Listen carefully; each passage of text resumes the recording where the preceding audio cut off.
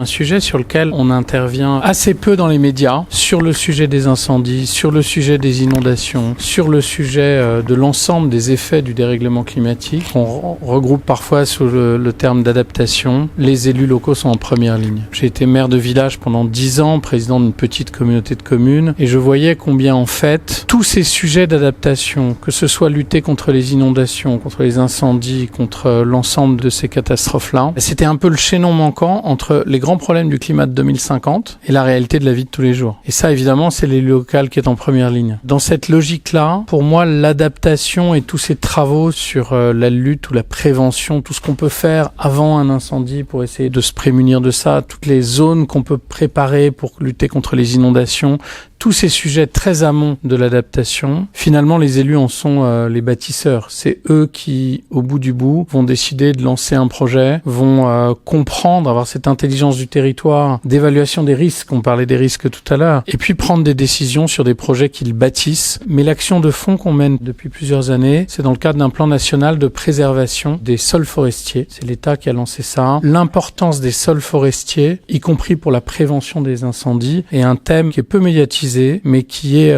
extrêmement structurant. Pour vous donner une idée sur les sols, on parle souvent du fait que les forêts sont des puits de carbone. Et c'est important de garder les chiffres en perspective. Les forêts, c'est à peu près 40 millions de tonnes de carbone absorbées tous les ans en France.